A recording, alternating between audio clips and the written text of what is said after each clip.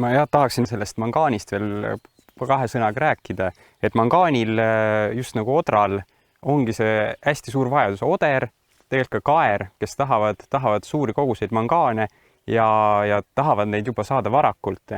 Et mangaanil on selline hea omadus, või hea toime, et ta aitab taimedel võrsumisel kaasa.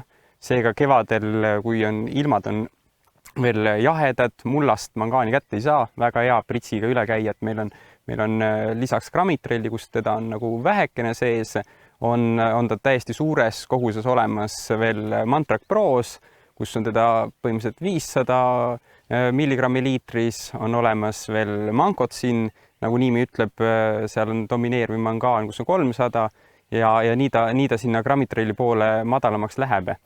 Et mangaan kindlasti oluline, aga siin ei saa ainult ühe nagu toitaine peal loota, et teraviljal võtmeelemendid lisaks mangaanile, tsink, vask ja magneesium ka.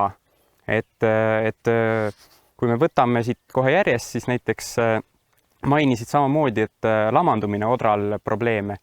Et siin ka, et selle lamandumise vastu võib-olla väikest rohtu pakub seesama vask, et kuna vask aitab seda taime nagu struktuuri tugevamaks teha, et siis piisav vase olemasolu kindlasti aitab sinda suuna, et see taliodra koristamine võiks siis võimalikult nagu lihtne ja muretu olla.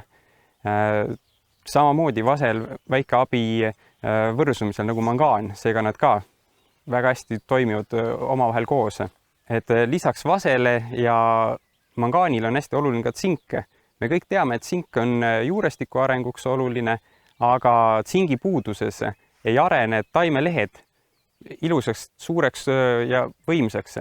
Seega peaksime hoidma taime ilusti tsingiga varustatud, siis on taim ilus suur lopsakas ja ta korjab kõik selle nimetatud päikseenergia süsihappegaasi nagu endasse ilusti kokku ja sellest siis tuleb meile tulevikus ka suur saak. Võib-olla ühe täpsustava küsimuse küsiks Marguse käest siia juurde, et kuna Erik rääkis ka mangaani kasutamisest nii sügisel kui ka kevadel, et kui sa nüüd tsingi ja vase seisukoha pealt võtaks, et millal kultuurile, me räägime küll odrapõllus, aga ka nisule, et mis faasis teda üldse taimele andma juba peaks?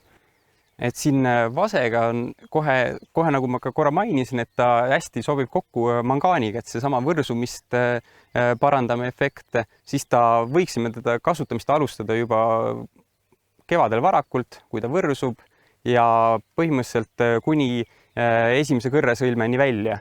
Et tsingiga umbes sama lugu, et meil, kuna tema aitab küll ka saagi moodustamisele kaasa, siis ikkagi seesama esimene, teine kõrresõlm võiks olla see piir, milleks ta on nagu ära pritsitud.